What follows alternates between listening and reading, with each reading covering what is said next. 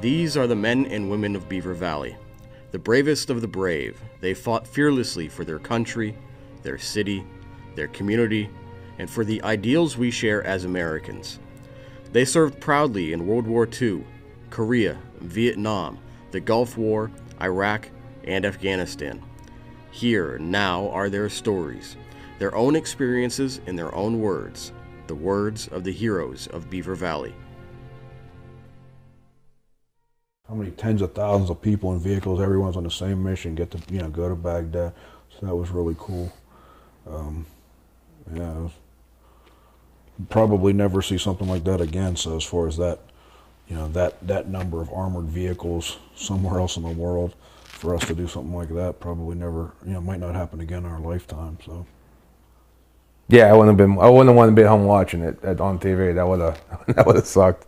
That's how I felt. I was going to school. Like, I didn't care about school. And I knew they were going, and I was thinking, like, how am I going to be sitting there at CCBC while there's kids my age, my brothers are going to war, and then how often do you get a chance to fight in a war? I mean, that's once in a lifetime opportunity. So it was the best decision I ever made. Saddam Hussein and his sons must leave Iraq within 48 hours. Their refusal to do so will result in military conflict, commenced at a time of our choosing. I was in northern Kuwait by about the 20th of January 2003. And you came along not long after. Yeah, I think it was like in January we got activated and everything. And then I know we got to Kuwait on Valentine's Day of that year. And we went to Camp Maine and basically waited for them to say go. Since I was scout platoon leader, we were escorting hundreds of vehicles. So I had 10 trucks in my platoon, so each one of us, we took a chalk of about, say, 50, 55 vehicles. And so we moved them through. We moved from, say, an assault position into an assembly area or whatever, and then from there we just started moving basically north through the sand. And then we basically just moved up until we ran into the highway south of, I guess it would have been Nasiriyah? Yeah, and then we actually hit like a paved road there and somewhat of a traffic jam. And yeah, basically for the first 4 days, it was just almost a constant movement. So I really didn't sleep. We paused at times, but just kind of a slow, constant movement. Yeah, you'd wake up and the truck that was supposed to be in front of you wouldn't be there anymore because you would nod off, oh shit, and go try to play catch up. Back then it was, not everyone had radios, so it was just follow the truck in front of you and just keep going. So, and it was hours and hours of just driving through the desert before we even saw anything. We stopped, and that was after that kind of that 4-day push or so, and that was the big sandstorm. Yeah, we had just got through the town when that sandstorm hit. So. End of the world sandstorm, and find the guys in a sandstorm where and at night you tell them turn the lights on, and if you were 20 feet away, sometimes you still couldn't see them. I was a bridge builder, so we just had a bunch of big hammocks with big bridge parts. So when that shutdown came, they just shut us down. So we all just fell asleep in the trucks. After that, they sent a small group of my platoon with the Marine Corps to build their bridge over. It wasn't even a Tigris or the Euphrates. It was a smaller Canal. So that was our 15 minutes. We were going through the desert on almost like a 1-lane road, and all of a sudden you just come to grass and trees and irrigated fields. So it was almost like, just like that, like the desert ended, and right then and there, that was just before the Euphrates, and that was our brigade's job, was to seize right there that bridge. And so since we had devices called LRASs, which were the forward-looking infrared kind of big box on top of the Humvee. We had 3 of them. So we basically worked as kind of hunter-killer teams, and my scouts would find targets, and then the Bradleys would, shoot them with a 25 millimeter, or we'd do artillery, whatever.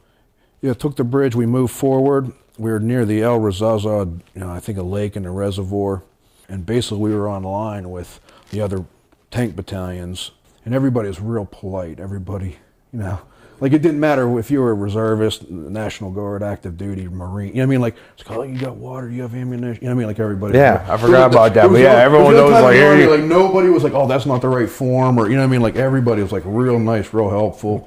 It was like I said, kind of comical, but it was neat because everybody, we knew everybody's headed the same spot or whatever. So, but that was the night we started moving forward towards Baghdad, and we kind of started getting into more built-up areas.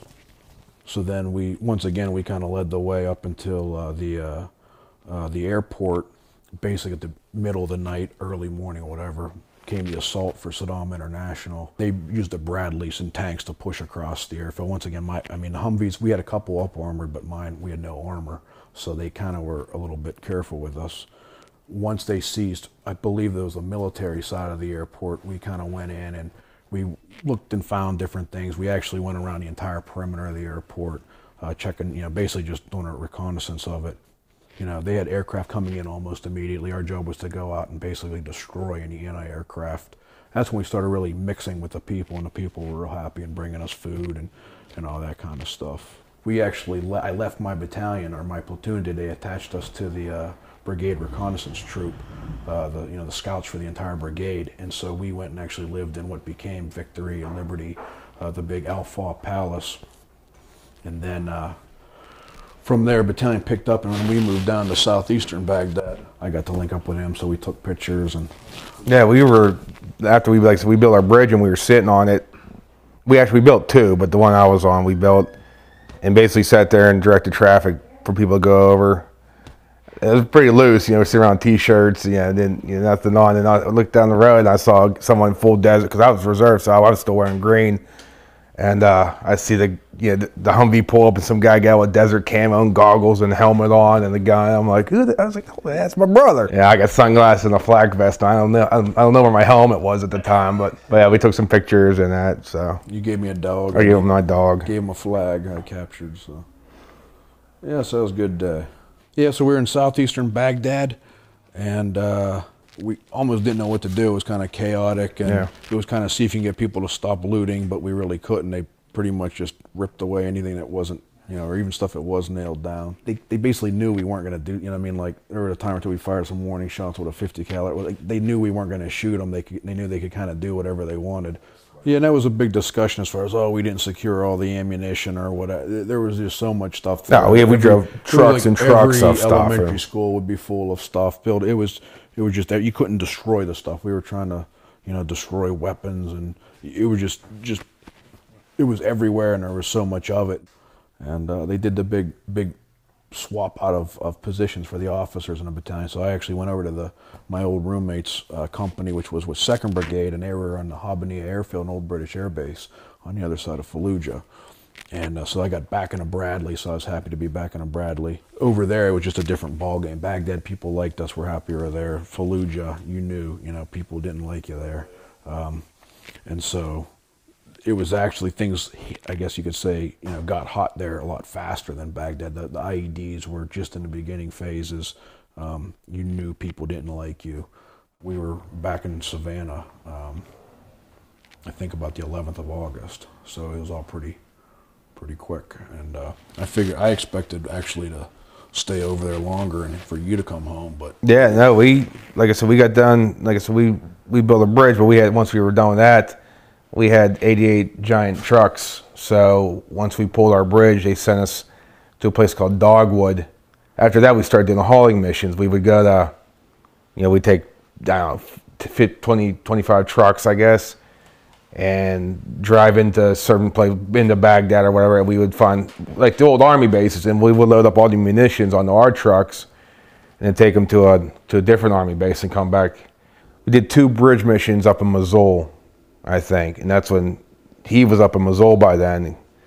I was in a basic training basically for the invasion while they were doing that, so got to Kuwait November 15th, 2003. So on December 3rd is when we actually crossed the border up into Iraq and drove to Samarra, Iraq, which is 70 miles north of Baghdad. That took a couple days to get up there, and then we jumped right into it, started doing missions, and pretty much things started happening right off the bat, taking small arms fire, sniper fire. First night we went into Samarra and spent time there, and we spent time in Mosul, and then a couple months there, then a couple months down in the Joff. They bounced us around a lot. I feel like it was because of those vehicles we were in. They were easy to move around, being on rubber wheels and everything like that. After Najaf, we ran missions through Baghdad for a month every day, taking supplies. 12 hours it would take a day. You go up one day, sleep at one base, then drive back. It was awful. Just boring is what it was. And then we ended up in Tel Afar, Iraq, way north, almost by the Syrian border, and that's where we had the most action. It got to a point where all the civilians actually left the city. I think it was 250,000 civilians there. We spent a couple months there fighting those people. We fought the insurgents there. We had a couple huge firefights there where they actually shot down a Kiowa helicopter. I think it was a 3.5-hour firefight. And we didn't lose one guy. We had 2 guys take some shrapnel, and we got somewhere around 120 of them, 120 insurgents we killed. And that's where my deployment ended, in Tel Afar. We left from there. We flew out. We left our vehicles there for the next Stryker brigade that was coming. It was a real big adventure, kind of like, compared to other deployments, that was the one that was like, this is what going to war is like, and kind of an adventure. Yeah, it's more Wild West than like the later, to where people could just do anything they wanted. Like I said, we would roll missions, and my helmet would be on the floor, and T-shirt all the way to Baghdad, or all the way from when we went to Kuwait. When you're doing stuff, when we were actually moving, during the invasion, or when we were doing operations or whatever, like, it wasn't really nerd, you know what I mean? Like, you're just busy and things are all right, but when you'd stop, that was kind of the bad time. Like during a firefight or whatever, you really want to get scared, but afterwards is when I would get kind of freaked out about it. After you go back and you start cleaning your weapon, it kind of hits you like, what just happened? Like, in a firefight, everything just slows down, and you're actually pretty, you know what I mean? Like, everything really does. Everything becomes very clear. Ron was coming right for me. I was in the back of our Stryker, kind of at waist height with a machine gun, and I had night vision goggles on, so you can see the round coming, and it slowed down, and it dinged right off an antenna pole right in front of me. I would have took it right in the stomach. Cause that was honestly the one time that my leg shook, because right after that happened, my machine gun jammed. And it was the one time my machine gun ever jammed on me. So I went to fix it. I opened what's called a feed tray cover, and the round in there cooked off, blew up inside the chamber right in front of me. It was a bad night there. I'm going home. It was a bad 10 seconds, but that's when you call off the next day. You're like, all right, my leg was bouncing. Like I said, I was a bridge engineer, but they wanted us to go with a combat engineer out of Orlando. They asked for volunteers, and a bunch of guys from my company volunteered, and we had to go to Fort Dix, New Jersey, to get reclassed as combat engineers to go through demo school again, because we were going over as route clearance team, go over and look for the IEDs. It was like 2007. I was based out of Ramadi for most of it. We would go out and do route clearance pretty much every day. We would do a mission. I ended up getting off active duty in the end of 2006. I was kind of mad that I didn't get to go to Afghanistan or get to go back, so I joined the reserves right away. If you joined in the psychological operations, you were going to go pretty quickly, so I did the train up for that, and very rapidly went back to Iraq. And I went back in January 2008. Went back to actually Baghdad and lived on the Victory Liberty compound. I wasn't really doing a tactical mission. I was doing more kind of a headquarters type mission. I got to fly around a lot.